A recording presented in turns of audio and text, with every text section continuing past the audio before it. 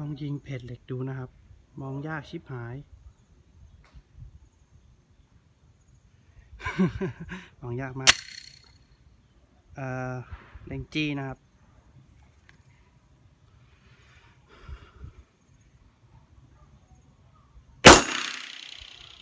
โอเคครับเล็งจี้เข้ากลางเพจนะฮะ0 to go Fiber Optic Pro นะครับขอบคุณครับ